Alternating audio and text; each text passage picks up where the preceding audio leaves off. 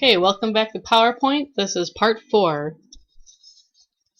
First, we're going to start out with our layout, and we're going to go to the table and contents layout slide. Go ahead and choose your first one, which will be the insert table, and we are going to do 5 columns. We'll stick with that, and we're going to do 6 rows. Now when your table comes up, it'll be squished. So go ahead and go to the bottom right hand corner. You're going to click and you're going to drag that so it widens it out. Then we're going to go ahead and you're going to click in the middle of your first cell here. You're going to click and drag over to the right. You can go to your layout tab. Oops, sorry about that. And we're going to do merge cells. And I'm going to go over to this center and center vertically.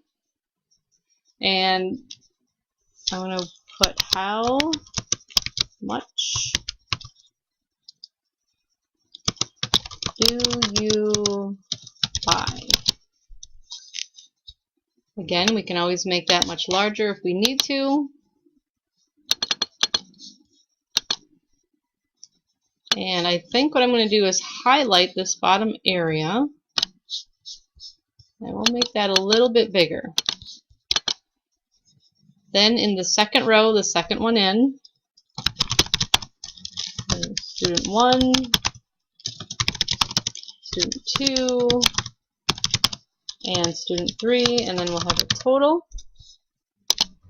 We'll just abbreviate MD for Mountain Dew, Pepsi, and Dr. Pepper. I'll put Dr. Pep, and then we'll do a total. For Mountain Dew, for the first student, we'll do 1, 2, and 3. For Pepsi, we'll do 4, 5, and 6. And for Dr. Pepper, we'll do 7, 8, and 9. And then for our total for Mountain Dew, it's going to be 6. And then for Pepsi, it's 15.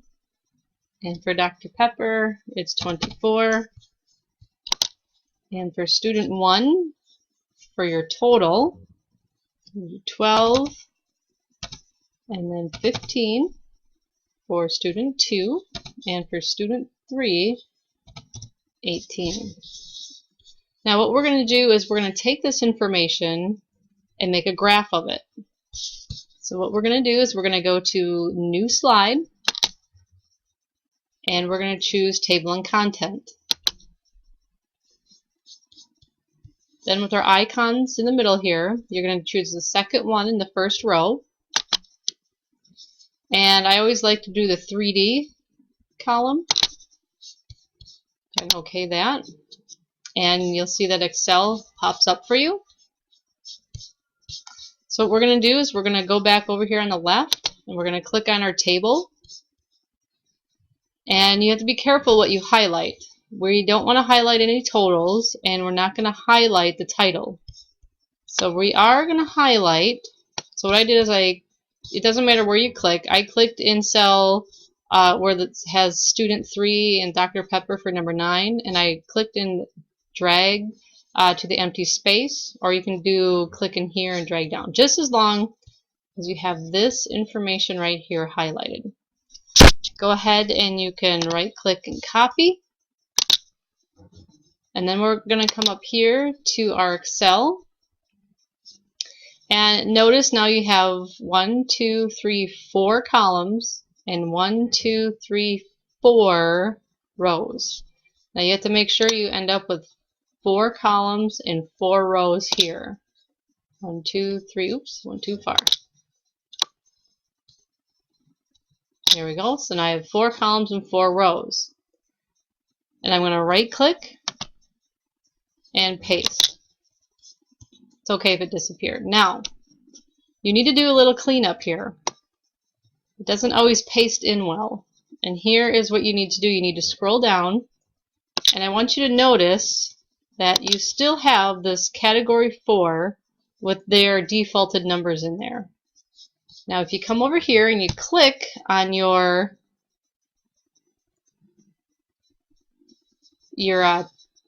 chart over here, you'll notice that you have a category 4 here. Well, we don't need a category 4. We don't have that as part of what we're trying to do. So up in here in Excel, I'm just going to click on the number 5. Remember, there's the number bar over here. So I clicked on the number 5. I'm going to right click on it, and I'm going to delete. And notice now that that has disappeared. The other thing you have to be careful of, I want you to notice that there is a tiny blue corner piece here. If need be, depending on what you're working on, you can always click and drag this out. Notice you see a green bar, or a green outline I should say. This green outline has to be around your information that you want presented. Okay, you can go ahead and click on the X and click back on my PowerPoint. And the last thing I'm going to show you is if you go up, we're going to do an insert footer. It's just a little different than what you're used to. Go up to your insert tab and go to header footer. And we have some information here. Now if you have a teacher that wants date and time, you can click on the date and time here, and what this does right here where it says automatic or update automatically, every time you open your PowerPoint, like let's say tomorrow you open your PowerPoint, it will automatically display the correct date. If you take that off, it will only show whatever date it was that you saved it. And we don't need to do that. And then slide number. Let's say you have a teacher that wants you to have slide numbers. That's fine. You can just go ahead and click this here. And we'll leave the slide numbers on. That's fine. Usually, and this is good practice, don't show on title slide.